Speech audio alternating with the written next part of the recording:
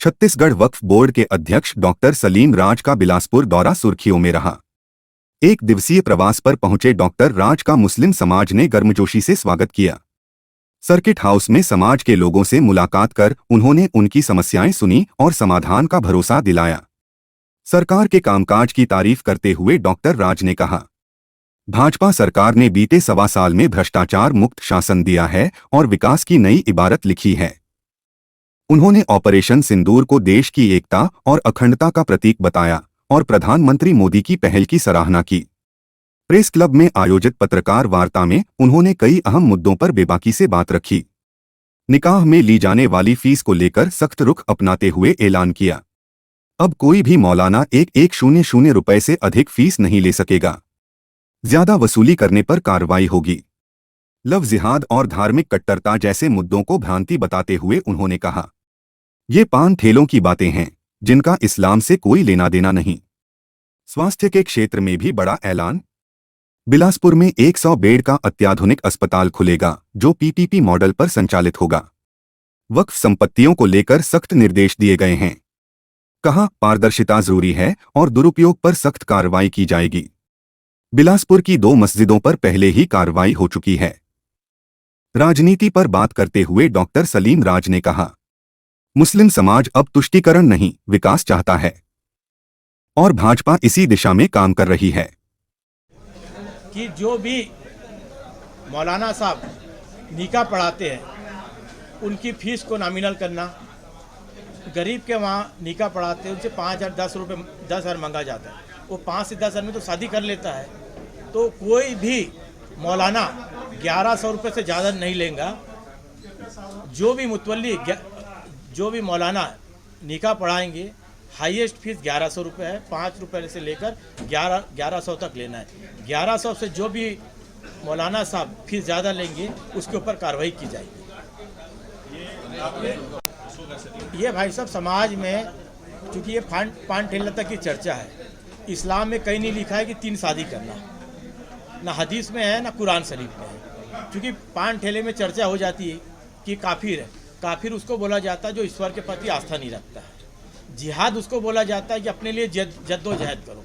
तो जिहाद और काफिर शब्द का बोलचल, इसलिए मुसलमान 3 शादी करता है, 3 शादी करता है। मेरे को यहाँ 7 लोग बैठे हैं, किसकी दो बीवी है, किसी की नहीं है। तो इस्लाम की जो बातें कह गई वो पान ठेले में चर्चा हुई है। इस्लाम के जानकार से बात करेंगे तो क्लियर हो जाएगा। धन्यवाद। अक्सर अभी लव जिहाद किस तरह से इसको देखते हैं, क्या कहते हैं? दोनों शब्द अलग अलग हैं। जहाँ लव होगा वहाँ जिहाद नहीं हो सकता, जहाँ जिहाद होगा वहाँ लव नहीं हो सकता। सर, आपने कहा कि भाजपा धर्म की राजनीति नहीं करती। लव और जिहाद दोनों अलग है। जिहाद माने विवाद, झगड़ा। तो प्यार में कभी झगड़ा हो सकता है क्या? तो लव जिहाद तो हो ही नहीं सकता। ये जो मामले आ रहे हैं आखिर क्या है कि बार बार इसको रंग दिया जाता है? खास तौर पर देखें जहाँ पर भाजपा की सरकार रहती है वहीं इस तरह के मामले उठते हैं। भारतीय जनता पार्टी राष्ट्र की बात करती है, जाति की बात नहीं करती है। जो धर्म में रहो वो धर्म का सम्मान करो, उसके प्रति आस्था रखो। धर्मांतरण जो मिशनरीज लोग करते हैं, जिस दिन मिशनरीज बंद हो जाएंगे, ये धर्मांतरण पैसे की लालच में धर्म परिवर्तन कराना मिशनरीज बंद करें। वक्फ संपत्ति का आपने निरीक्षण किया है? कोई भी अच्छी जगह देख के 100 बेड का हॉस्पिटल संचालित किया जाएगा।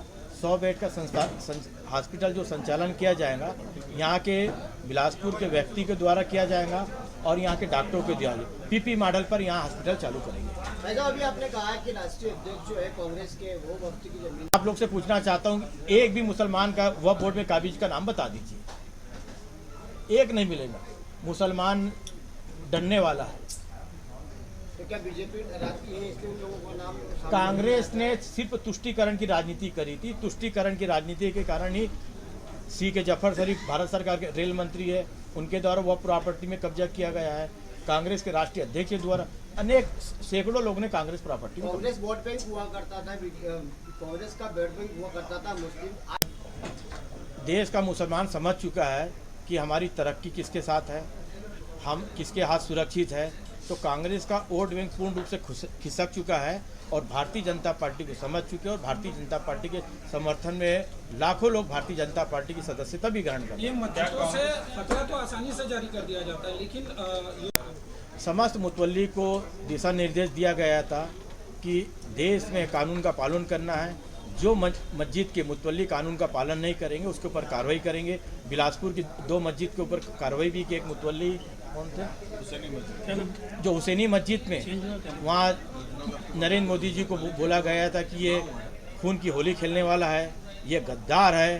देश के प्रधानमंत्री के बारे में आज शब्द बोलना मस्जिद से गलत था, इसलिए वो मुतवल्ली को हटा दिया गया। आपने कहा क्योंकि भारतीय जनता पार्टी ने भी स्पष्टीकरण दे चुका है और भाजपा के प्रवक्ताओं ने भी दे चुका है। विजय शाह जी की व्यक्तिगत टिप्पणी थी, इसके बारे में कुछ नहीं बोल पाया। कलेक्टर का भी धर्म नहीं होता है। तिरुपति बालाजी में 3 मुसलमान कलेक्टर बने, उसका अध्यक्ष कौन होता है? फिर मुलायम सिंह जी यादव जी की सरकार में आजम खान जी कुंभ प्राधिकरण का अध्यक्ष बने, उसमें आपत्ति नहीं किए। तो कलेक्टर का धर्म नहीं होता है। कलेक्टर कानून व्यवस्था देखता है और राजस्व का काम है वो कलेक्टर के अधीनस्थ होता है, इसलिए कलेक्टर को शक्ति दी गई है। क्या कांग्रेस मुसलमानों का उपयोग कर रही है? कांग्रेस ने सिर्फ मुसलमानों का शोषण कर रहा है, शोषण के सिवा कुछ नहीं किया। आज मुसलमानों की हालत दलितों से बेकार, इसके लिए कांग्रेस जिम्मेदार है।